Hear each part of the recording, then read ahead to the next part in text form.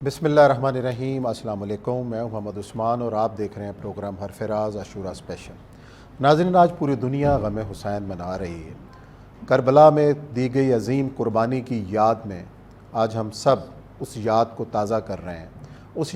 उस कुर्बानी का पैगाम क्या है, हमें उस कुर्बानी से क्या सीखा है और क्या सीखना है।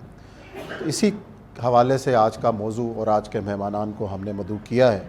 मेरे साथ बैठे हैं जनाब ज़ियाउल्लाह शाह बुखारी साहब और उनके साथ हैं डॉक्टर इलामा मोहम्मद हुसैन अकबर साहब और साथ हैं उसामा बुखारी साहब। जी ज़ियाउल्लाह शाह बुखारी साहब, आपसे आगाज़ करूँगा। आप मुझे ये बताइएगा कि आज के दिन की इस्लामी तारीख़ में अहमियत क्या है। बिस्मिल्लाहिर्रहमानिर्रहीम। उस्मान भाई, यकीन आपने इंटरव्यू में जो कलिमात इरशाद फरमाए और बिल्कुल आपने उम्मत मुस्लिमा के हर फ़र्द के दिल की तर्जमानी की है और दुरुस्त तर्जमानी फरमाई है। इमाम इब्न कसीर रहमतुल्लाह अलैह इरशाद फरमाते हैं, कुल्लु मुस्लिमिन यंबग़ी लहू अन युहज़नहु क़त्लुहु लिअन्नहु मिन सादातिल मुस्लिमीन, कि हर मुसलमान के शियान शान यही है कि 10 मुहर्रमुल हराम में जो हज़रत नबी वसल्लम के नवासा हज़रत सैयदना इमाम हुसैन अलैहिस्सलाम की जो शहादत हुई है उसको याद करके उसका दिल गम से भर जाए। क्योंकि वो आम शख्सियत की शहादत नहीं है। वो फरमाते हैं इसलिए कि वो मुसलमानों के सरदार थे, वो सैयद थे, वो सरदार थे और नबी वसल्लम के नवासे भी थे, जन्नती नौजवानों के सरदार भी थे। तो यकीनन आपकी शहादत के इस वाक़या में और आप जिस अजीम मकसद के लिए आपने ये सारा मिशन और ये तहरीक बर्पा की, अगर हम उस पर गौर करें तो मैं ये समझता हूँ हमारे लिए वहाँ एक बहुत असबाक हैं, ज़िंदगी के दुरूस हैं, उसवा और नमूना है। इसीलिए बर्र सग़ीर की बहुत बड़ी इल्मी शख्सियत और पाकिस्तान की जो पहली असम्बली बनी उसके वो मेंबर भी थे हज़रत अल्लामा मौलाना सैयद मोहम्मद दाऊद गज़नवी रहमतुल्लाह अलैह। उन्होंने इस हवाले से किताब मुरतब फरमाई और उसका टाइटल इतना रूह परवर, इतना ईमान अफरोज़ और बसीरत आमेज़ है कि जब मुसलमान पढ़ता है तो उसकी रूह ताज़ा हो जाती है। उन्होंने लिखा है उसवा इमाम हुसैन अलैहिस्सलाम, कि हज़रत इमाम हुसैन की जो शहादत है इसके अंदर हमारे लिए एक उसवा है, ये नमूना नबी पाक सल्लम की जो सीरत मुबारक का जो तसलसल आप फरमाया था ना कि हुसैन मिन्नी वाना मिन हुसैन, हुसैन मुझसे है और मैं हुसैन से हूँ। इस हदीस पाक का माना यही है कि आपकी सीरत मुबारक का जो तसलसल और मौक़िफ़ का तसलसल जो है और तो इमाम हुसैन की जो शहादत का वाक़या इसके अंदर मौजूद है। तीसरी बात, आपकी जो शहादत है वो है वल तकुम मिनकुम उम्मतुन यदऊना इलल खैर यामुरूना बिल मारूफ व यनहौना अनिल मुनकर व उलाइका हुमुल मुफ़लिहून, कि तुम में ऐसे लोग हमेशा रहने चाहिए जो अल अम्रु बिल मारूफ और नही अनिल मुनकर का फरीज़ा अंजाम दे। जब तक उम्मत इस अपने मिशन पे खड़ी रहेगी वो फलाह पाएगी। नबी करीम अलैहिस्सलातु वस्सलाम ने ख़ास तौर पे इमाम हुसैन अलैहिस्सलाम के बारे में इरशाद फरमाया। आप फरमाते हैं, हमज़ा सैयदुश शुहदा, मेरे चचा जान हमज़ा जिस अंदाज से शहीद हुए हैं, मैं अल्लाह का रसूल ज़ुबान वही से फरमा रहा हूँ, ये सैयदों के, ये शुहदा के सरदार हैं, सैयदुश शुहदा हैं। लेकिन साथ उसी सही हदीस में फरमाया वराजुलून क़ाम इला सुल्तानिन जाइरिन फ़अमरहु व नहाहु फ़क़तलहु, एक वो मर्द मैदान भी दुनिया में आएगा जो एक जालिम और जाबर हुक्मरान से टकराएगा और उसकी गलतियों पर निशानदही करेगा और उसे सीधा रास्ता दिखाएगा, वो जालिम हुक्मरान उससे शहीद कर देगा। ये हज़रत इमाम हुसैन की शहादत के बारे में और उनका जो हदफ था, मकसद था इलाही कलिमतुल्लाह अल अम्रु बिल मारूफ व नही अनिल मुनकर, उसको भी आपने इस हदीस पाक में वाज़ेह फरमाया। तीसरी बात, जिस इखलास और लिल्लाहियत के साथ हज़रत इमाम हुसैन अलैहिस्सलाम और उनके अहले बैत के नफूस कुद्सिया और रफ़क़ाए किराम ने जिस इखलास और लिल्लाहियत की बुनियाद पर अपनी जानें कुर्बान की हैं, मैं समझता हूँ मुझे कुरान पाक की आयत याद आ रही है। अल्लाह ताला क्या फरमा रहे हैं, कुल इन्ना सलाती व नुसुकी व महयाय व ममाती लिल्लाहि रब्बिल आलमीन, मेरी ज़िंदगी का मकसद तेरे दीन की सरफराजी, मैं इसीलिए मुसलमान, मैं इसीलिए नमाजी। हमें एक बहुत बड़ा वहाँ सबक मिल रहा है कि आपने वस्बिर अला मा असाबक इन्न ज़ालिका मिन अज़्मिल उमूर, जब अल अम्रु बिल मारूफ किया जाता है ना, यह नही अनिल मुनकर किया जाता है, तो ये कि फूलों की सेज पे चलने और बैठने का नाम नहीं है। हज़रत लुकमान हकीम ने जब अपने बेटे को वसीयत फरमाई, अल्लाह को इतनी पसंद आई, उसे उठाकर कुरान का हिस्सा बना दिया, क़यामत तक के लिए आने वाले इंसानों के लिए मशअल राह बना दिया। वो क्या है कि जब बेटा तुम नेकी का हुक्म दोगे ना और नेकी को फ़रोग़ दोगे, मुआशरे के अंदर बुराइयों पर तुम कदगन लगाओगे, تو یہ کوئی کام معمولی نہیں ہے. ان ذالک من عزم الامور، یہ بڑے دل گردے والوں کا کام ہے، اور اس طرح میں بڑی مشکلات آئیں گی، بڑے مصائب تمہیں جھیلنا پڑیں گے، تمہیں بہت ساری پریشانیوں کو جھیلنا پڑے گا. اس لیے تم نے وہاں پہ صبر کا مظاہرہ کرنا ہے، استقامت کا مظاہرہ کرنا ہے. تو بلا شبہ حضرت امام حسین کے اس واقعہ میں ہمیں صبر و استقامت کا جو سبق ہے وہ بھی مل رہا ہے. اسی لیے علامہ اقبال رحمۃ اللہ علیہ نے فرمایا تھا نا، سبق پھر پڑھ صداقت کا، عدالت کا، شجاعت کا، لیا جائے گا تجھ سے کام دنیا کی امامت کا. اور چوتھی بات میں یہ عرض کرنا چاہوں گا کہ جس کو انسان حق سمجھے، مسلمان اور مومن کی یہ نشانی ہے. حضرت امام حسین سے ہمیں جو سبق مل رہا ہے، جس کو حق سمجھا، جس کو دین سمجھا، جس کو شریعت سمجھا، جس کو حقانیت سمجھا، صداقت سمجھا، آپ اس کے لیے ڈٹ گئے. آپ نے پھر کسی کی پرواہ نہیں کی. لا یخافون لومۃ لائم، اللہ والے جو ہیں وہ ملائمت، کسی کی ملامت کرنے کا اور کسی کی طرف سے خطرہ پہنچنے کا وہ ڈر اپنے دل میں پیدا نہیں ہونے دیتے، وہ صرف اللہ سے ڈرتے ہیں. مومن صداقت بیان کرنے سے مومن رک نہیں سکتا، اتر سکتا ہے سر خوددار کا مگر جھک نہیں سکتا. آپ نے سر تو کٹوا دیا، لیکن جس کو باطل سمجھا، جس کو غلط سمجھا، آپ نے اپنا سر مبارک اس کے سامنے کوئی سمجھوتا نہیں کیا اور ڈٹ گئے اور ایک حق کے لیے قربانی پیش کی. ڈاکٹر صاحب، آپ سے میں سوال کروں گا کہ ہم قربانی کو یاد کرتے ہیں، یاد مناتے بھی ہیں، لیکن اپنی زندگی کے اوپر اس کا نفاذ ہے، اس قربانی کی اصل روح جو ہے، اس شہادت کا جو پیغام ہے، وہ کیا؟ اعوذ باللہ من الشیطان الرجیم، بسم اللہ الرحمن الرحیم. سب سے پہلے تو یقیناً واقعہ کربلا کے اثرات جو ہیں وہ لافانی ہیں، ابدی ہیں، زمان و مکان کی قید سے آزاد ہیں. جس طرح قرآنی واقعات کی تاثیر جو ہے وہ پرانی نہیں ہوتی، واقعہ کربلا کی بھی یہی کیفیت ہے. قرآن کو جتنی مرتبہ پڑھو نئی لذت کا احساس ہوتا ہے. قرآن سے جو بھی رہنمائی لینا چاہے وہ اس کے لیے رہنما ہے. کربلا قرآن کی اس آیت کی زندہ مثال ہے کہ کتنے چھوٹے چھوٹے گروہوں کو ہم نے بڑے بڑے لشکروں پر غلبہ عطا کیا. کربلا کو مٹانے کی بڑی کوششیں کی گئیں، لیکن کربلا کا پیغام آج بھی دنیا میں جاری و ساری ہے. اور رسول اکرم صلی اللہ علیہ وآلہ وسلم کا یہ فرمان کہ ان الحسین مصباح الہدیٰ و سفینۃ النجات، کہ میرا بیٹا حسین چراغ ہدایت اور سفینہ نجات ہے. چراغ حسینیت کی روشنی آج پوری دنیا کو منور کر رہی ہے. پوری کائنات کے یزید اس چراغ حسینیت کو بجھانے کے لیے اپنی تمام تر توانائیوں کے باوجود ذلت اور رسوائی سے دوچار ہو رہے ہیں. حسینیت کا چراغ دنیا بھر میں روشنی اور ضیاء پاشی کر رہا ہے. یقیناً ہمیں کربلا کے شہیدوں کا غم بھی منانا چاہیے. اولین چیز ہے ظاہر ایک فطرتی تقاضا ہے، اور انسان جو ہے جس کو محبت ہے اس سے، اپنے امام سے، اس کا غم سن کے آنکھوں سے آنسو بھی بہہ نکلتے ہیں.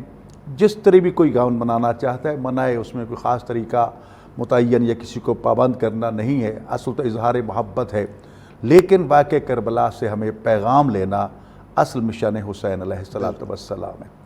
امام علیہ السلام نے جو کربلا میں یہ استغاثہ بلند کیا تھا کہ حل من ناصر ینصرنا، کون ہے جو ہماری مدد کے لیے آنے والا، وہ مدد یہ نہیں تھی کہ آؤ مجھے حسین کو بچا لو. وہ تو اتنے زخمی ہو چکے تھے کہ اگر یزیدی قتل نہ بھی کرتے تو وہ چند لمحوں کے مہمان تھے. لیکن حسین ابن علی علیہ السلام کا یہ استغاثہ دین خدا کی بقا کے لیے تھا کہ کون ہے کہ جو میرے ساتھ اس مشن میں شامل ہوتا ہے. پھر اس میں یہ دعوت صرف کربلا کے روز عاشور 61 ہجری کے لیے نہیں تھی. فعل مضارع کا صیغہ ہے تا قیام قیامت. حسین کا یہ پیغام جو ہے دین اسلام کی بقا کے لیے، اس کے کمال و عروج کے لیے دعوت دے رہا ہے. آج بھی حقیقت میں دو صفیں آراستہ ہیں، ایک طرف حسینیت کی صف ہے، ایک طرف یزیدیت کی صف ہے.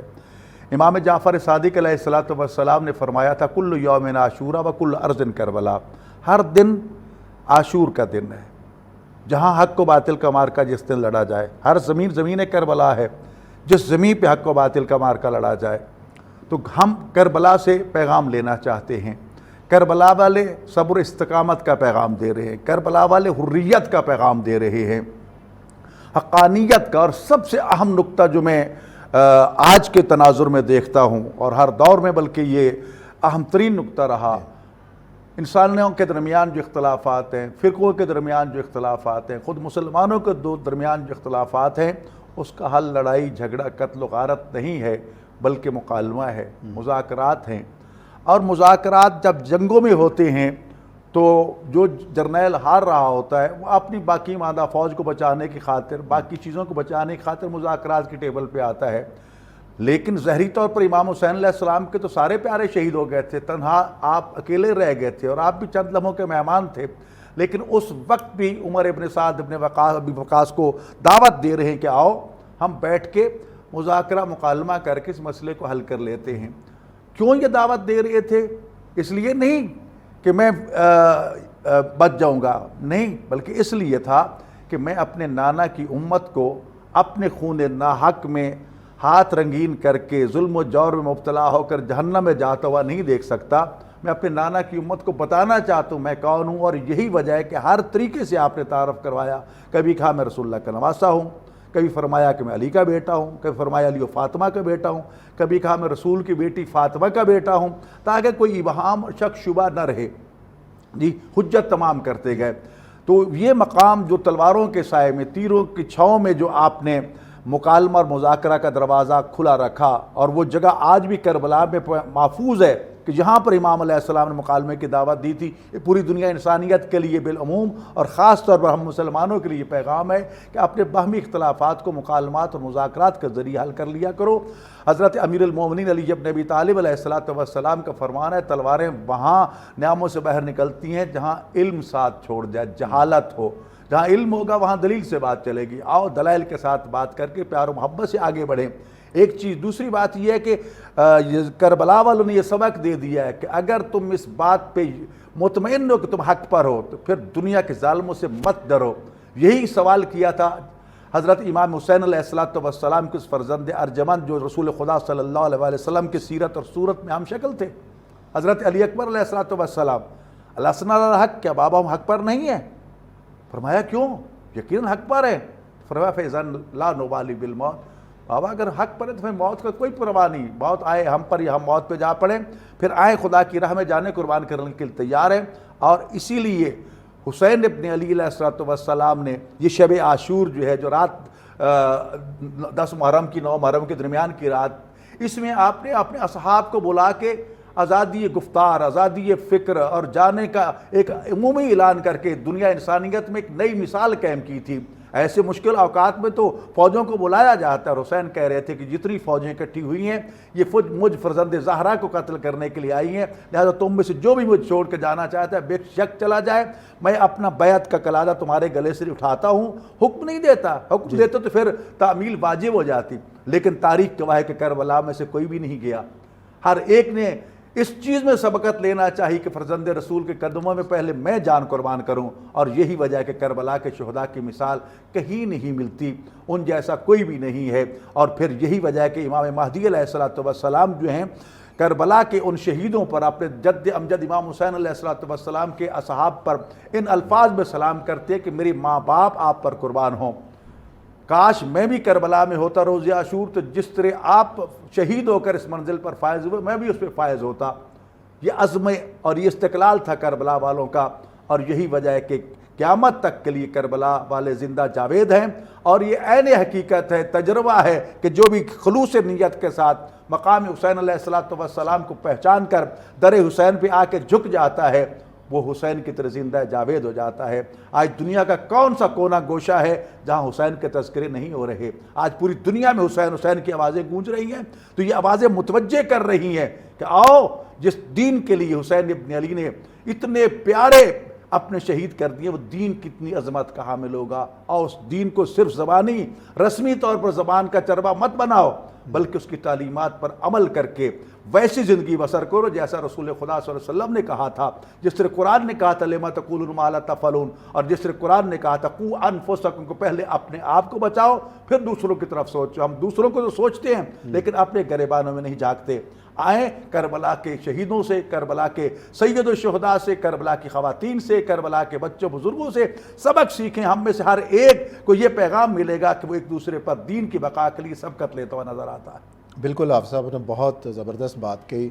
اسامہ صاحب، نوجوانوں کا بڑا کردار ہے، اور نوجوان ہی ہیں جو ہمیں آگے بڑھتے ہوئے نظر آتے ہیں. آپ دنیا کے کسی محاذ پر بھی بات کریں تو یہ سارے زمامے کار نوجوانوں کے.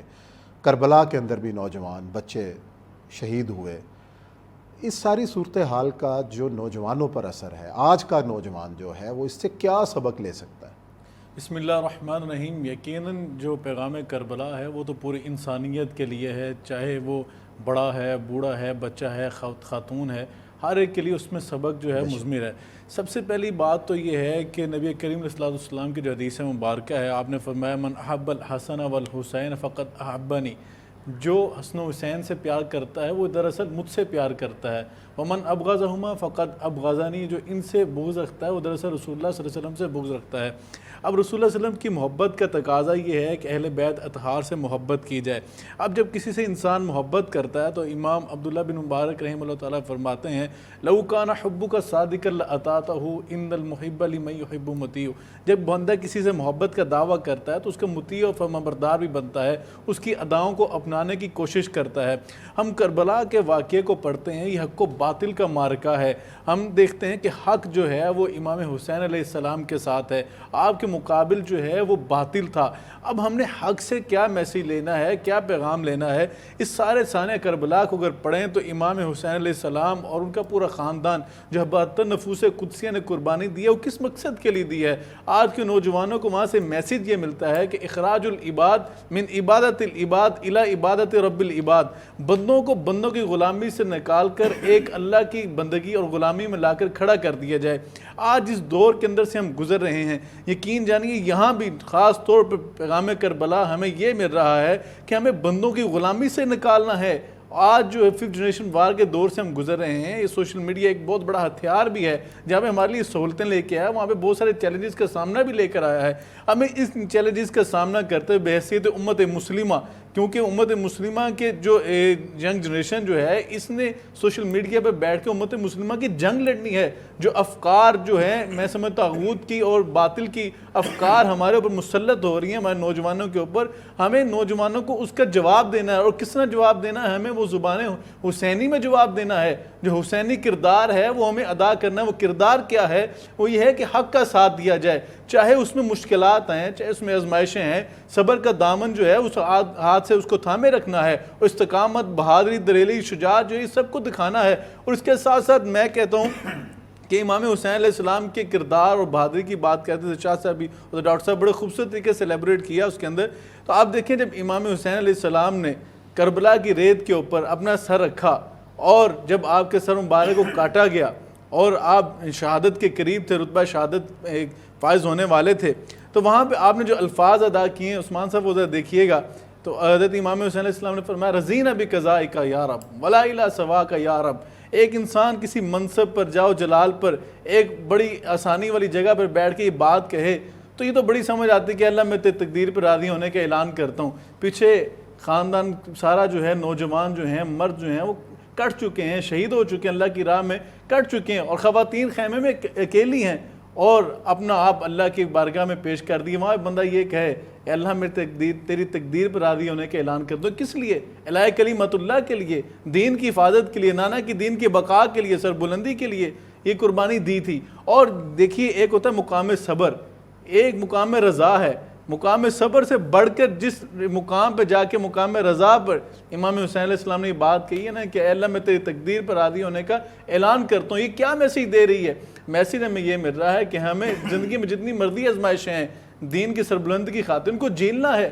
ہم جن حالات سے آج کل گزر رہے ہیں یقیناً یہ فتنوں کا آپ دور اسے کہہ سکتے ہیں، ابھی آزمائشیں ہیں، لیکن ہمیں کیا اپنا کردار ادا نہیں کرنا؟ ہمیں من حیث القوم من حیث الامت یہاں پہ حسینی کردار ادا کرنے کی ضرورت ہے. اور وہ ضرورت کیسے ہم ادا کر سکتے ہیں کہ جو 10 دن ہیں ہم نے ان میں امام حسین علیہ السلام کی سیرت کو، کردار کو پڑھنا ہے اور اس کو سمجھنا ہے، اس کو اپنی ذات پہ امپلیمنٹ کرنا ہے اور لوگوں تک اس کا میسیج جو ہے اس کو عام کرنا ہے. وہ میسیج یہی ہے کہ ہمیں حریت کا پیغام جو ہے اور ہمیں آزادی کا پیغام جو ہے، بے انصافی اور ظلم کو ختم کرنے کا جو نظام ہے اس کے لیے ہمیں اپنا کردار ادا کرنا ہوگا.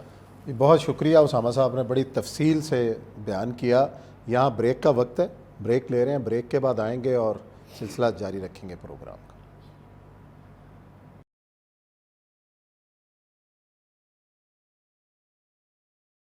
جی ناظرین، بریک کے بعد آپ کو خوش آمدید کہہ رہے ہیں اور ہم آج بات کر رہے ہیں یوم عاشور کے پیغام کی۔ ابھی بریک سے پہلے اسامہ نے ایک بڑا نقطہ اٹھایا کہ جو پیغام کربلا ہے وہ ہے اپنے اوپر بھی نفاذ اور پوری دنیا میں اس پیغام کا نفاذ۔ تو میں بخاری صاحب سے شروع کروں گا۔ بخاری صاحب، کیا بحیثیت قوم ہم نے اس پیغام کو سمجھا؟ ہم آج منتشر نظر آتے ہیں بحیثیت امت، ہم غیروں سے سمجھوتے بھی کرتے ہوئے نظر آ رہے ہیں، ہم اپنے ازلی دشمنوں سے ہاتھ بھی ملاتے ہوئے نظر آ رہے ہیں، لیکن وہ تو سیدھا سیدھا ہم نے اس پیغام کو جو ہے وہ فراموش کر دیا کہ ایک حق کی خاطر ہم ڈٹ جانے والی قوم ہیں۔ لیکن آج ہم دیکھتے ہیں کہ ہم ٹکڑوں میں بٹے ہوئے ہیں، بحیثیت ممالک امت کا کوئی تصور ہمیں کوئی نظر نہیں آتا، بکھری ہوئی قوم ہے۔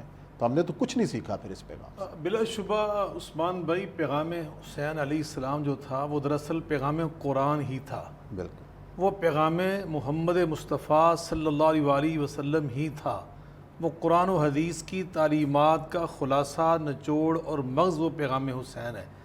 اور میں سمجھتا ہوں کہ اس دور میں ابھی جو اسامہ بخاری صاحب نے، پھر پہلے ڈاکٹر صاحب نے جو فکری جنگ اور اعصابی جنگ کی بات کی کہ جس سے ہم گزر رہے ہیں، پھر جنریشن وار، تو اس حوالے سے میں یہ سمجھتا ہوں کہ ہماری الحمدللہ جو دینی قیادت ہے اس نے ابھی کچھ عرصہ پہلے ہی اپنی ذمہ داریوں کو پہچانتے ہوئے حضرت سیدنا امام حسین علیہ السلام کے اس پیغام کی روشنی میں ایک پیغام پاکستان کے نام سے تشکیل دی ہے۔ بالکل، اور اس میں ہم نے یہی بات کی جو بھی آپ نے ارشاد فرمایا اپنے سوال میں کہ بحیثیت امت مسلمہ ہمیں اپنا کردار ادا کرنا ہوگا۔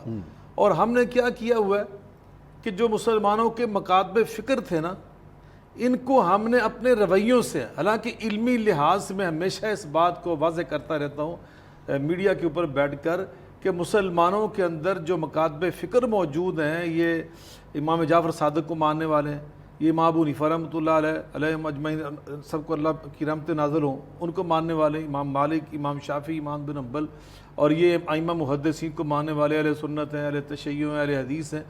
تو یہ اصل میں فرقے نہیں ہیں، یہ فرقے نہیں ہیں بلکہ یہ مکاتب فکر ہیں، یہ مکاتب فرق نہیں تھے۔ فرقہ تب بنتا ہے جب اصول دین سے انحراف کیا جائے۔ حضرت سیدنا امام حسین علیہ السلام نے جو علم بلند کیا تھا وہ اس کے خلاف کیا تھا کہ جب کتاب و سنت کے اصل اصول جو تھے ان سے انحراف کیا جائے، ان کے انحراف کو روکنا یہ بحیثیت امت مسلمہ ہمارے اوپر فرض ہے۔ الحمدللہ آج بھی یہ امت اصول دین پہ مجتمع ہے، اصول دین پہ اکٹھی ہے۔ آج بھی الحمدللہ بیت اللہ کو اپنا قبلہ سمجھتے ہیں، 5 نمازوں کے قائل ہیں، ماہ رمضان کے روزوں کو مانتے ہیں، بیت اللہ میں جا کے حج کرنے کے یہ قائل ہیں، تو گویا شہادتین کے قائل ہیں۔ تو ہم اصول دین پہ آج بھی مجتمع ہیں۔ تو اس لیے ضرورت اس امر کی ہے کہ سیدنا امام حسین علیہ السلام کا جو پیغام ہے اس کو سمجھیں۔ وہ اتحاد امت کا ہے، وہ خدمت انسانیت کا ہے، وہ اللہ کے بندوں کو جوڑنے کا نام ہے، توڑنے کا نام نہیں ہے۔ اور میں سمجھتا ہوں کہ حضرت سیدنا امام حسین علیہ السلام کے بارے میں نبی پاک صلی اللہ علیہ وسلم کی حدیث سنا کر میں اپنا ایمان بھی تازہ کرنا چاہتا ہوں، ناظرین کرام تک بھی وہ حدیث پاک پہنچانا چاہتا ہوں۔ نبی پاک علیہ السلام نے غزوہ آپ نے حجۃ الوداع سے واپسی کے موقع پر غدیر خم پہ کھڑے ہو کر ایک بڑا تاریخی خطبہ، آپ کے تو ہر خطبہ ہی تاریخی ہے لیکن خاص طور پہ اس موقع پہ آپ نے بڑا ایک خطبہ دیا، وہ غدیر خم کے خطبے سے معروف ہے، صحیح حدیث کے اندر مروی ہے۔ آپ نے فرمایا، میری امت، میں تم میں ہدایت کے 2 سرچشمے چھوڑ کے جا رہا ہوں، تم نے اگر ان دونوں مائیں تمسک تم بہما، اگر دونوں سے اپنا تعلق جوڑے رکھا، لن تزلو، تم کبھی نہیں بھٹکو گے۔ فرمایا اولہما کتاب اللہ، ایک میں اللہ کتاب تمہیں دے کے جا رہا ہوں، فی الہدا والنور، اس میں ہدایت ہے، اللہ کا نور ہے۔ آگے جا کے فرمایا جو دوسرا میں تمہیں سرچشمہ ہدایت دے کے جا رہا ہوں وہ اپنے اہل بیت دے کے جا رہا ہوں۔ ایک حدیث کے الفاظ میں اطرت، اپنی اطرت دے کے جا رہا ہوں۔ حضرت نواب صدیق الحسن خان رحمۃ اللہ علیہ فرماتے اطرت مصطفیٰ میں حضرت امام حسین شامل ہیں۔ وہ فرماتے امام حسین اطرت مصطفیٰ ہیں۔ گویا حضرت امام حسین کا جو کردار تھا نا کربلا میں، یہ کوئی معمولی کردار نہیں ہے۔ آ کر یہاں ایک اور بات بھی ارشاد فرمائی، وہ سنیے، فرمایا وَلَن يَتَفَرَّقَا، اور ایک روایت کے الفاظ ہے وَلَن يَفْتَرِقَا حَتَّى يَرِدَ عَلَيَّ الْحَوْض، اب قرآن اور میری اطرت یہ دونوں کٹھے رہیں گے، کبھی جدا نہیں ہوں گے جب تک یہ دونوں کٹھے میرے پاس حوض کوثر پہ پہنچ نہیں جاتے۔ میرا ایمان اور عقیدہ بحیثیت مسلمان جیسے ساری امت کا عقیدہ ہے وہ یہ ہے کہ جب مدینے میں تھے نا امام حسین، تو امام حسین اور قرآن کٹھے تھے۔ آپ وہاں سے چل کر مکہ میں پہنچے، امام حسین اور قرآن کٹھے تھے۔ وہاں سے آپ چل کر کربلا تک آئے، امام حسین اور قرآن کٹھے تھے۔ کربلا میں قرآن امام حسین کے ساتھ ہے، امام حسین قرآن کے ساتھ ہیں۔ میرے آقا نے کیا فرمایا، ان الحسن والحسین سید شباب اہل الجنہ۔ نبی پاک فرماتے ہیں میرا بیٹا امام حسین یہ صرف جنتی نہیں ہے بلکہ فرمایا جنتیوں کا سردار ہے، یہ جنتی نوجوانوں کا سردار بن کر، امام حسن جنتی نوجوانوں کے سردار بن کے جنت میں جائیں گے۔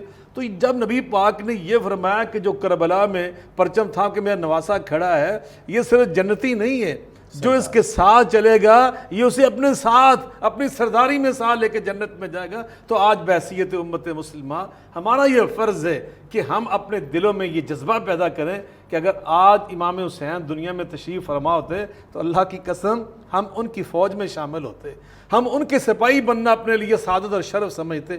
آج بھی ہمارے دلوں میں ان کی محبت، آج ہمارے دلوں میں ان سے پیار، یہ ہمارا ایمان ہے۔ یہ رسول اللہ صلی اللہ علیہ وسلم نے فرمایا، آقا فرماتے ہیں احب اللہ لما یغزوکم من نعمی وحبونی لحب اللہ وحب اہل بیتی لحبی۔ فرمایا جو تمہارے پاس نعمتیں سب اللہ نے تمہیں عطا کی، ان کا تقاضا یہ ہے کہ اللہ سے محبت کرو، اور اللہ کی محبت کے بے شمار تقاضوں میں سب سے بڑا تقاضا یہ کہ میرے ساتھ محبت کرو۔ پھر فرمایا میرے آقا نے جو پورے خطبے کا نچوڑ تھا، فرمایا میری محبت کے بہت سارے تقاضے ہیں لیکن ان میں سب سے بڑا تقاضا یہ ہے میرے اہل بیت سے، میرے حسن حسین سے محبت کرو۔ تو بحیثیت نواسہ رسول یہ ان کا حق ہے، بحیثیت سید شباب اہل جنہ یہ ان کا استحقاق ہے کہ ہم مسلمان ان کے ساتھ دل کی گہرائیوں سچی محبت کریں۔ اس معاملے میں کوئی دوسری رائے نہیں ہونی چاہیے، کوئی اس میں ابہام نہیں ہونا چاہیے۔ تو یقیناً اگر ہم اس بات پہ اکٹھے ہو جائیں آج بھی، تو یہ وہ نقطہ ہے کہ جس پہ پوری قوم اکٹھی ہو سکتی ہے، پوری امت مجتمع ہو سکتی ہے۔ اور ہم نے الحمدللہ پیغام پاکستان میں عثمان بھائی اسی کو ہم نے اساس بنایا، اسی کو ہم نے بنیاد بنایا، اور پوری امت کو اکٹھا کرنے کا ہم نے سبق دے دیا۔ بہت زبردست بات آپ نے کی ڈاکٹر صاحب۔ اسی سلسلے کو آپ آگے بڑھائیں، جس طریقے سے آپ صاحب نے یہ کہا کہ ہم بحیثیت امت جو ہے کچھ غلطیاں ہیں ہماری، وہ اتحاد نہیں ہے، ہم دلیل کی بات نہیں سنتے، کس طریقے سے مجتمع کیا جا سکتا ہے ان چیزوں کو؟ میں بڑے واضح الفاظ میں کہنا چاہتا ہوں کہ امام حسین علیہ الصلوۃ والسلام وہ عظیم شخصیت ہیں کہ جس پہ صرف مسلمان نہیں پوری انسانیت اکٹھی ہو سکتی اور اکٹھی نظر آتی ہے۔ بڑی عظمت ہے مسجد الحرام کی، حرم خدا کی، لیکن مشرکین کا داخلہ منع ہے۔ حرم نبی صلی اللہ علیہ وسلم یقیناً اس کی عظمتوں کا کوئی مقابلہ نہیں ہے، غیر مسلموں کا داخلہ بند ہے وہاں، لیکن حرم امام حسین علیہ السلام کا دروازہ ہر ایک کے لیے ہر وقت کھلا ہے۔ مسلمان آئے تو حسین ان کو خوش آمدید کہتے ہیں، کافر آئے، یہودی آئے، مشرک آئے، ایون جو خدا کو نہیں مانتے امام حسین کے دروازے پہ ہمیں نظر آتے ہیں۔ آج ہی میں ایک کلپ دیکھ رہا تھا کہ کل عاشور کے دن جو یہ گزر رہا ہے، اس میں یہ ہے کہ پورے عشرے کے دوران عیسائی پادریوں کے کئی گروپ جو ہے وہ وہاب قلبی کی نسبت سے کربلا میں پہنچے ہیں کہ وہاب قلبی جو ہے وہ عیسائی تھا، اگرچہ بعد میں وہ امام حسین علیہ السلام کی خدمت میں پہنچ کے مسلمان ہو گیا تھا، لیکن اسے قربانی پیش کی۔ تو یہ آج جو دنیا کے مختلف فرقے، مختلف ادیان کے لوگ کربلا میں ہمیں ایک جگہ نظر آ رہے ہیں، یہ اس بات کی عملی صورت ہمارے سامنے ہے کہ امام حسین علیہ السلام صرف محسن اسلام نہیں، مسلمانوں کے محسن نہیں بلکہ محسن انسانیت ہے۔ اور جیسا پہلے میں نے عرض کیا کہ دنیا بھر میں جو بھی آزادی چاہتا ہے، آزادی کے علمبرداروں کی تاریخ اٹھا کے دیکھ لو، وہ اس بات کا برملا اعتراف کرتے ہیں کہ اگر ہمیں درس حریت کہیں سے ملا ہے تو کربلا سے۔ یہ کل کی بات ہے نیلسن منڈیلے کی، اپنی قوم کو کس طرح نجات دلائی۔ وہ کہتا ہے کہ میں نے رات بھر سوچا کہ صبح میں ہتھیار پھینک دوں گا اور شکست تسلیم کر لوں گا، سرنگوں ہو جاؤں گا، لیکن رات بھر سوچتا اور میرے سامنے جب صبح کربلا کا پیغام آتا، کربلا والے آتے تو پھر میں پیچھے ہٹ جاتا۔ کہا کہ میں نے اگر یہ آزادی حاصل کی ہے تو امام حسین علیہ السلام اور کربلا والوں کی تعلیمات اور عمل کو سامنے رکھ کے۔ یہ گاندھی غیر مشرک تھا لیکن اس کی تاریخ پڑھ کے دیکھ لو، وہ بھی کہتا ہے کہ میں نے اگر آزادی کا یہ مقصد اور یہ سارا کچھ حاصل کیا تو کربلا والوں کی وجہ سے۔ دنیا کے بڑے بڑے مشاہیر کے آپ کو یہی تاثرات ملیں گے کہ ہمارے لیے اگر کوئی آئیڈیل ہے آزادی کے حوالے سے تو امام حسین علیہ السلام ہے، اور امام حسین علیہ السلام نے بھی یزیدی فوج کو یہی کہا تھا کہ اگر تم کسی دین، مذہب، مسلک کو نہیں مانتے تو اللہ نے تمہیں آزاد پیدا کیا ہے، تو تم بھی آزاد ہو کر سوچو کسی کی غلامی کا مت سوچو اور یہ سوچو کہ تم نے کل کس کو جواب دینا ہے۔ آج بھی اس وقت ہماری حالت جو ہے ہم غلام بنے ہوئے ہیں مشرق و مغرب کی استعماری طاقتوں کے۔ ہم کہتے تو ہیں کہ ہم حسینی ہیں اور آج بڑے بڑے پیغامات بھی سربراہوں کے آئے اور آ رہے ہیں اور آتے رہیں گے، لیکن صورتحال یہ ہے کہ یہ صرف لفظ کی جنگ ہے۔ اگر دل میں واقعاً پیغام حسینیت اور اس کا درد اور احساس ہوتا تو ہمیں باطل کے سامنے جھکنا تو دور کی بات، تصور کرنا بھی نہ یہ گناہ سمجھتے۔ آج بھی صورتحال یہ جس طرح حافظ صاحب نے فرمایا کہ ہمیں جوڑنے کی ضرورت ہے۔ کربلا میں ہمیں پوری انسانیت کی نمائندگی نظر آتی ہے۔ اگر من حوصل انسان دیکھا جائے تو وہاں پر عرب موجود ہے، وہاں پر فارس موجود ہے، وہاں پر ترک موجود ہے، وہاں پر حبشی موجود ہیں، وہاں پر عورتیں موجود ہیں، وہاں پر پھر مرد موجود ہیں، پھر مائیں موجود ہیں، بیٹیاں موجود ہیں، بیویاں موجود ہیں، خالائیں، پھپھیاں، تمام مقدس رشتے بھی کربلا میں موجود ہیں، بھائی بھتیجے بھانجے اور تمام اقوام عالم بھی موجود ہیں۔ گویا کہ یہ ساری انسانیت کا نمائندہ اجتماع تھا کربلا میں، جس نے قربانی دے کے یہ بتا دیا کہ اسلام کی خاطر سب کچھ قربان کیا جا سکتا ہے۔ یہاں تک کہ امام حسین علیہ السلام کا یہ فرمان جس کا خلاصہ بیان کیا گیا کہ ان کا دین محمد لم یستقم الا بقتلی فیا سیف خزینی، کہ اگر دین محمد مجھ حسین کے قتل کے بغیر نہیں بچ سکتا نا تو آؤ تلواروں مجھے ٹکڑے ٹکڑے کر دو، لیکن میں اپنے نانا کے دین کو ٹکڑے ہوتا نہیں دیکھ سکتا، میں اپنے نانا کی امت کو ٹکڑے ہوتا نہیں دیکھ سکتا۔ یہی وجہ ہے کہ آخر تک یہ کوشش رہی کہ کسی طرح یہ قتل و غارت ٹل جائے، اور امام حسین علیہ السلام نے آخر دم تک کوشش کی کہ جنگ نہ ہونے پائے، لیکن عمر ابن سعد بن وقاص نے سب سے پہلا تیر چلا کے پوری فوج اشقیاء کو مخاطب کر کے گواہ رہنا کہ پہلا تیر میں چلا رہا ہوں۔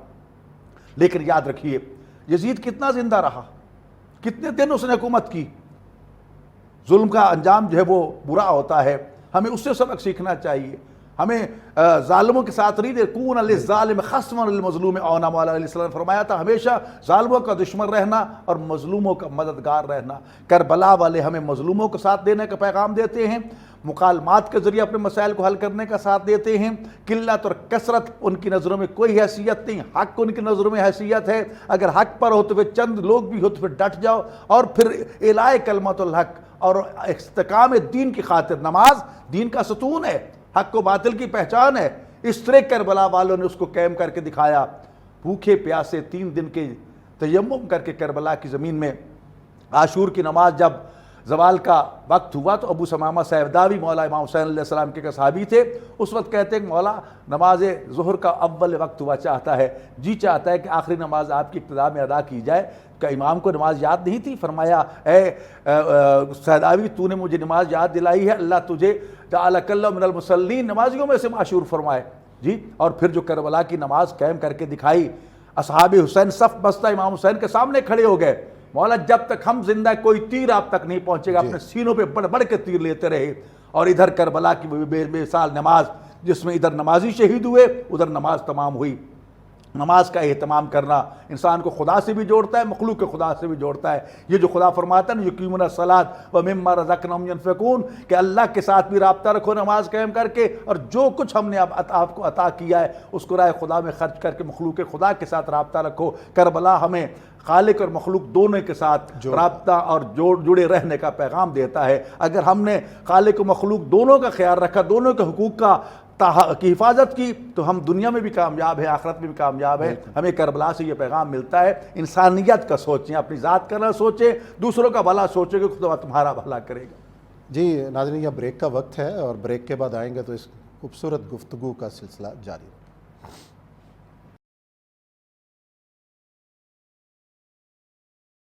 جی ناظرین، بریک کے بعد دوبارہ ہم پروگرام میں آپ کو خوش آمدید کہتے ہیں۔ زبردست بات کی ڈاکٹر صاحب نے۔ اسامہ سے میں کہوں گا کہ جس طرح ڈاکٹر صاحب نے یہ کہا کہ اس صورتحال میں بھی امام نے نماز نہیں چھوڑی، اور جس طرح تیروں کی برسات کے اندر شہادتیں پیش ہوئیں لیکن نماز مکمل ہوئی ہے۔ آج ہم اپنا رویہ دیکھتے ہیں کہ ہم نمازوں سے دور ہیں، دین کو عملی صورت میں اپنے اوپر نافذ نہیں کرتے، اس کی کیا وجہ ہے جو اسامہ؟ دیکھیے عثمان صاحب، بڑا اہم سوال آپ کا، بڑا خوبصورت ہے کہ ہم بات کرتے ہیں پیغام کربلا کی، پیغام امام حسین کی۔ امام حسین علیہ السلام نے جس حالت میں اپنی جان اللہ کے سپرد کی ہے وہ سجدے کی حالت ہے۔ نماز جو اسلام کا اہم رکن ہے، اس کا میں سمجھتا ہوں اس کی ادائیگی بھی، اس کا ادائیگی کا اتنا خیال کہ آنکھوں کے سامنے شہادت ہے لیکن اس کے باوجود جو ہے آپ سجدہ کر رہے ہیں، نماز کی ادائیگی کر رہے ہیں. اور جس طرف علامہ صاحب نے ذکر کیا، شاہ صاحب نبی، کہ وہاں پر حضرت امام حسین کے اصحاب نے نماز کا اہتمام کیا، اہل خانہ نے نماز کا اہتمام کیا، باوجود اس کے کہ پانی موجود نہیں تھا، تیمم کے ساتھ اہتمام کر کے نماز کی ادائیگی کی.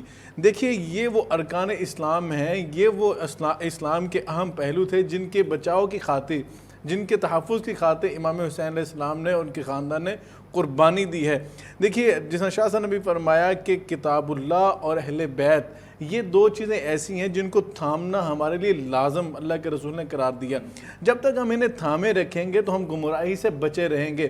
آج کے اس دور کے اندر بھی اگر ہم چاہتے ہیں کہ ہم اللہ کے بتائے ہوئے راستے پر اور رسول اللہ علیہ وسلم کی تعلیمات پہ چلیں تو اس کا عملی نمونہ امام حسین علیہ السلام کے کردار میں ہمیں نظر آتا ہے.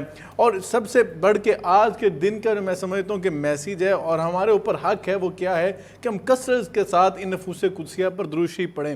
کیونکہ اگر قرآن پاک کی آیت مبارکہ پڑھی جائے ان اللہ و ملائکۃ یصلون علی النبی یا ایھا الذین آمنوا صلوا علیہ وسلموا تسلیما، اگر اس آیت کریمہ کی تفسیر سے امام حسین علیہ السلام کو نکال دیا جائے تو اس کی تفسیر بھی مکمل نہیں ہوتی. شان نزول یہ کہ صحابہ آئے اللہ کے رسول کی خدمت میں حاضر ہوئے، فکیف نصلی علیک یا رسول اللہ، اللہ کے رسول حکم تو ہو گیا یہ درود شریف پڑھنے کا تو کیسے پڑھیں گے؟ آقا علیہ السلام نے فرمایا فقال اللہم صلی علی محمد وعلی آل محمد، آگے چل کے فرمایا اللہم بارک علی محمد وعلی آل محمد. آج کے دن ہم نے سب سے زیادہ کیا کرنا ہے؟ ہم نے درود شریف پڑھنا ہے کثرت کے ساتھ. ان نفوس قدسیہ نے دین جو ہم تک اصل حالت میں پہنچا ہے انہوں نے اپنی جانوں کی قربانی کے نذرانہ پیش کر کے دین ہم تک پہنچایا. تو ان کا حق ہمارے اوپر سب سے زیادہ یہ ہے کہ ہم نمازوں کا اہتمام تو کرتے ہیں، نماز میں پھر درود شریف کون سا پڑھتے ہیں؟ وہی درود شریف پڑھتے ہیں جس میں محمد و آل محمد کا ذکر ہے. تو ہمیں کثرت کے ساتھ درود شریف بھی ان پہ پڑھنا ہے اور ان کی تعلیمات پر عمل پیرا ہونا ہے. صحیح معنوں میں ہمیں امپلیمنٹ کرنا ہے اپنے اوپر اور اپنی اولاد کو اور اپنے دائیں بائیں جتنے لوگ ہیں، جہاں جب ہمارا دائرہ کار ہے، جو ہماری ڈومین ہے، وہاں پہ ہمیں اپنا حسینی کردار جو اس کو ادا کرنا ہے. بالکل اسامہ، آپ نے بڑا نقطہ اٹھایا کہ اس کو نہ صرف اپنے اوپر نافذ کرنا ہے بلکہ اس سسٹم کو پوری دنیا پر نافذ کرنا ہے. جی بالکل، مسئلہ تو سسٹم کا ہے. جی بے شک. ہمیں وہاں پہ ناکامی نظر آتی ہے کہ ہم ٹکڑوں میں بٹے ہوئے ہیں، آپس میں امت مسلمہ بھی کہتے ہیں لیکن ایک دوسرے سے خلاف ہی صفا رہے ہیں. آپ سب کیا کہیں گے؟ بلا شبہ میں سمجھتا ہوں کہ ہمیں سیدنا امام حسین علیہ السلام کا جو کردار اور آپ کی سیرت مبارکہ اور خاص طور پر کربلا میں آپ کا موقف، آپ کا ہدف اور آپ کی منزل اور آپ کا جو مقصد بہت اعلیٰ اور پاکیزہ اور عرفہ، اس کو سمجھنا ہے اور اس کے حصول کے لیے جو آپ کا طرز عمل ہے، آپ کا جو اسلوب مبارک ہے، اس کو بھی ہم نے پہچاننا ہے اور اس کو ہم نے اپنانے کی کوشش بھی کر رہی ہیں. اور یہی محبت ہے یہ طریق عاشق کی. چاہیے اس میں بے خودی، اس میں چنی چنا کہاں، اگر مگر کہاں، اگر بخشے تو زہ قسمت، نہ بخشے تو شکایت کیا، سر تسلیم خم ہے جو مزاج یار میں آئے. تو اہل بیت اطہار بالعموم اور سیدنا امام حسین علیہ السلام کا جو کردار ہے، میں سمجھتا ہوں اس میں ہمیں ایک اور اہم بڑا سبق ملتا ہے کہ وَالْعَاقِبَةُ لِلْمُتَّقِينَ. جو انجام ہوتا ہے نا، یہ ہمیشہ تقوی والوں کے ہاتھ میں آتا ہے. یہ قرآن مجید فرقان حمید میں اللہ نے اصول زندگی واضح فرمایا کہ جو اللہ کی غلامی پہ کھڑا رہتا ہے، اللہ نے جو اصول زندگی سکھائیں ان کی پاسداری کرتا رہتا ہے، آخری نتیجہ اس کے حق میں آتا ہے. اب بظاہر تو لوگ یہ سمجھ رہے تھے نا کربلا میں کہ سیدنا امام حسین شہید ہو گئے اور ان کے جو مد مقابل ہے وہ غالب آ گئے. لیکن آج عثمان بھائی بتائیں، آپ پاکستان کے نادرے کا ڈیٹا اٹھا کے دیکھیں، ایک ایک گاؤں میں آپ کو سینکڑوں ہزاروں حسین کے نام کے لوگ ملیں گے. محمد حسین، نذیر حسین، منیر حسین، اس سے بے شمار نام آپ کو نظر. لیکن آپ 22 کروڑ کے اس ریاست میں کوئی ایک یزید نہیں دکھا سکتے، کوئی ایک شمر نہیں دکھا سکتے. وہ حالانکہ یزید نام پہلے صحابہ کرام کے نام تھے، عرب کے نام تھے، لیکن کائنات میں حسن و حسین سے پہلے نہ حسن کسی کا نام تھا نہ حسین کسی کا نام تھا. لیکن جو کردار ہوتا ہے وہ کیسے جیتتا ہے. آج دنیا میں حسین کی وجہ سے اور ان کی خوشبو کی وجہ سے، ان کی نسبت جلیلہ کی وجہ سے آپ کو بے شمار حسین نظر آئیں گے. لیکن یزید کے برے کردار کی وجہ سے اور اس کے غلط ہدف کی وجہ سے آج دیکھ لیں دنیا کے اندر سے یزید کا نام مٹ چکا ہے، اس کی نسل کا نام و نشان مٹ چکا ہے. انا اعطیناک الکوثر فصل لربک وانحر ان شانیک هو الابتر. تو یقینا ہمیں یہ بھی پیغام لینا ہے. قرآن پاک میں اللہ فرماتے ہیں اما ما ينفع الناس فیمکث فی الارض جو اللہ کی مخلوق کے لیے نفع بخش بن جاتے ہیں اللہ ان کو استحکام عطا کرتا ہے، اللہ ان کو دوام عطا کرتا ہے، وہ دنیا سے چلے بھی جائیں ان کے نام زندہ رہتے ہیں۔ لیکن جو اللہ کی مخلوق کے لیے نفع بخش نہیں ہوتے، نقصان دہ ہوتے ہیں، اللہ اسی آیت میں فرماتے ہیں فَيَذْهَبُ جُفَانٍ، وہ دنیا سے اس طرح مٹ جاتے ہیں کہ جیسے پانی کا بلبلہ مٹ جاتا ہے۔ یزید دنیا سے کیسے مٹا؟ صرف 2.5 سال کے لگ بھگ اس نے حکومت کی ہے، اور محدثین کرام نے عجیب جملہ لکھا ہے۔ حضرت امام ذہبی رحمۃ اللہ علیہ میزان الاعتدال میں لکھتے ہیں فَلَمْ يُمْهِ اللَّهُ تَعَالَى حَتَّى هَلَكَ، اللہ اکبر، وہ کہتے ہیں اللہ نے اس کو زیادہ لمبی مہلت نہیں دی۔ امام حسین علیہ السلام پہ ظلم کی وجہ سے اللہ نے اس کو بہت جلد ہلاک و برباد کر دیا۔ تو یہاں سے ہمیں اندازہ لگانا ہے کہ اگر ہم اللہ کے بتایا راستوں کی وجہ کی بجائے کسی اور راستے پہ چل پڑیں جو اپنی خواہشات کا راستہ ہے، جو اپنے مفادات کا راستہ ہے، جن کے بارے میں نبی پاک نے فرمایا تائس عبد الدینار، تائس عبد الدرہم، تائس عبد الخمیسہ، تائس عبد الخمیسہ۔ یہ جو لوگ ہوتے ہیں نا، یہ عبداللہ نہیں رہتے، یہ عبد الرحمن نہیں ہوتے، یہ اللہ رحمان کے غلام نہیں رہتے۔ یہ کون ہوتے ہیں؟ عبد الدینار، یہ عبد الدرہم ہیں، یہ حب جا کے مریض ہیں۔ الہاکم التکاثر، انہیں دنیا کی ہوس اور حرص نے اللہ سے غافل کر دیا، نبی پاک سے غافل کر دیا، ان کے اہل بیت اطہار سے غافل کر دیا، اور ان کی جو محبت کے تقاضے تھے ان سے غافل کر دیا۔ تو یقیناً آج دیکھیے جو اقتدار کی حریص تھے وہ کہاں پہ ہیں، اور امام حسین کا مقام کہاں پہ ہے۔ آج دنیا میں مجھے بتائیے کون سا ٹی وی ہے، کون سا چینل ہے کہ جس کے اوپر آج امام حسین کا نام نہیں لیا جا رہا؟ وہ کون سی مسجد ہے کہ جس مسجد کے اندر ان کا ذکر خیر نہیں ہو رہا؟ وہ مجھے بتلائیے دنیا کی کون سی درسگاہ ہے، کون سا اسلامی سینٹر ہے جب امام حسین کا ذکر نہیں ہو رہا؟ مجھے کوئی حدیث پاک کتاب لا کے دکھائیے کہ جس میں حضرت امام حسین کا ذکر نہ ہو۔ لیکن مجھے بتلائیں کوئی یزید کا ذکر بھی کسی نے کیا ہے؟ کبھی اس کے بھی نام کے چرچے ہوتے ہیں، کبھی شمر کی بھی تعریف کی جاتی ہے؟ نہیں ہوتی، اس لیے کہ اللہ نے جو ہمیں اصول زندگی سکھا دی ہے نا کربلا کے اس میدان سے، وہ یہی ہیں کہ آپ جب جئیں اللہ کے لیے جئیں، آپ کا جینا مرنا وہ سب کچھ اللہ کے لیے ہونا چاہیے۔ اور امام حسین نے عملی طور پر، پریکٹیکل طور پر جو نانا جہاں سے سیکھا تھا نا، وہ ہمیں اپنے پریکٹیکل شہادت کے ساتھ اور قربانیوں کے ساتھ ہمیں ہمارے سامنے پیش کیا ہے۔ اللہ تعالی ہمیں ان کے سیدھے راستے پر جو ان کے نقش قدم ان پہ چلنے کی توفیق عطا فرمائے۔ اللہ گارنٹی دے رہا ہے فَإِنْ آمَنُوا بِمِثْلِ مَا آمَنْتُمْ بِهِ فَقَدِ اهْتَدَوْا، جو ان کے راستے پہ چلے گا میں اللہ گارنٹی دے رہا ہوں وہ ہدایت یافتہ ہوگا۔ اللہ میں ہدایت یافتہ بننے کی توفیق عطا فرمائے۔ بس پروگرام کا وقت ختم ہو رہا ہے، اور میں ڈاکٹر صاحب سے کہوں گا کہ اس پروگرام کے اختتامی طور پہ لمحات ہیں، چند فکروں میں اس کو جو سمیٹ دیں، جتنی بھی گفتگو ہم۔ میں یہ کہنا چاہتا ہوں کہ میں نے حاصل مجموع پیغام کو دیکھا ہے، لیکن واقع کربلا میں خواتین کا بہت بنیادی کردار ہے۔ جتنا پیغام اور جتنا کام خواتین کا کربلا میں ہے اتنا شاید مردوں کا بھی نہ ہو، کہ بطول زادیاں، رسول کی نواسیاں نہ صرف شب عاشور ساری رات اپنے بیٹوں کو بطور قربانی کے تیار کرتی رہیں، بلکہ روز عاشور ان جوانوں کو تیار کر کے بھیجتی ہیں، پھر ان کے لاشوں کو وصول کرتی ہیں، اور پھر رضن بقضاء و تسلیم لامر، میرے اللہ تیری رضا پہ ہم راضی ہیں، تیرے حکم کے سامنے سر نگو ہیں۔ اور نماز کا تذکرہ ہو رہا تھا، امام حسین علیہ السلام نے شب عاشور جو وقت اپنی بہن حضرت زینب سلام اللہ علیہا کے ساتھ گزارا تھا، اس میں ایک وصیت یہ کی تھی کہ بہن زینب مجھے نماز تہجد میں فراموش نہ کرنا۔ سنت نماز ہے، نہ پڑھی جائے تو انسان مجرم نہیں ہوتا، لیکن کتنی نماز کا اہتمام کرنے والی خاتون تھی کہ امام کہہ رہے ہیں کہ مجھے نماز تہجد میں یاد رکھنا، اور یہ بھی جانتے تھے کہ یہ میری بہنیں سر ننگے بے پلان اونٹوں پر رسن بستہ قید میں رہیں گی، لیکن یہ بھی یقین تھا کہ اس کے باوجود بھی یہ علی بطول کی بیٹیاں نماز ترک نہیں کریں گی۔ کربلا میں سب سے زیادہ دکھ کا جو اظہار کیا جناب زینب سلام اللہ علیہ نے، وہ شام غریبہ کو جب نوک نیزہ کے ساتھ شمر ملعون نے جناب زینب کے سر سے چادر چھینی تھی، اور اس وقت کربلا سے نجف کی رخ پھیر کے رو کے کہا تھا وَأَبَتَا وَحِجَابَا، بابا تیری بیٹی کا سر سے چادر اتر جانا زینب کے لیے بہت بڑی مصیبت ہے۔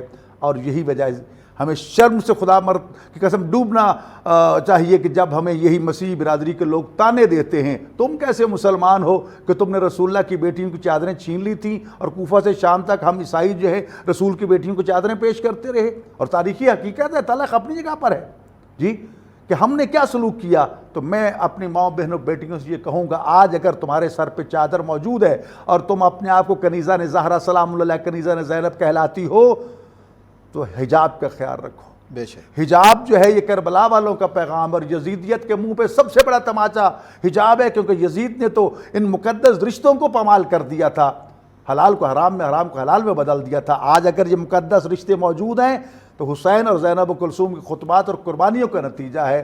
ہمیں کربلا کی خواتین کو مشعل راہ بنانا چاہیے، مردوں کے لیے بھی عورتوں کے لیے بھی، کہ کس طرح صبر و تحمل سے قید و بند گزاری، لیکن ایک بھی حرف شکایت زبان پہ نہیں لایا.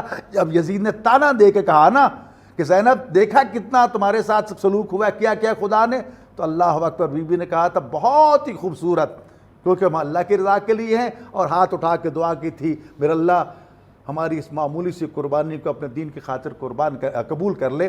تو یہ دین کی قربانی، دین کے لیے قربانی تھی. تو جناب زینب کا یہ نظریہ آخر تک پیغام دیتا ہے کہ پورا کا پورا مارکہ کربلا حسینیت کا پیغام، اسلام کا کلمہ حق جو اس کو بلند کرنا تھا اس کو نافذ کرنا تھا. آئیں ہم کربلا کے مردوں کو، عورتوں کو، بچوں کو، بزرگوں کو، ان کے کردار کو مشعل راہ بنائیں، اس پر زندگی گزاریں. یہی حسین کے ساتھ وفا کا عملی پیغام ہے، اور یہی یزیدیت سے نفرت کا پیغام ہے. بالکل جی، بڑی خوبصورت گفتگو، اور یہی پیغام ہے، اور یہ پیغام جو ہے میرے لیے بھی ہے، پوری دنیا کے لیے بھی ہے. ہم اس کو سمجھیں، اپنے اوپر نافذ کریں، پھر پوری دنیا میں اس کے نفاذ کی کوشش کریں. یہی پیغام کربلا ہے. اسی نوٹ کے ساتھ پروگرام ختم کرتے ہیں. انشاءاللہ کل پھر حاضر ہوں گے موضوعات کے ساتھ. اپنا بہت خیال رکھیے گا. اللہ حافظ.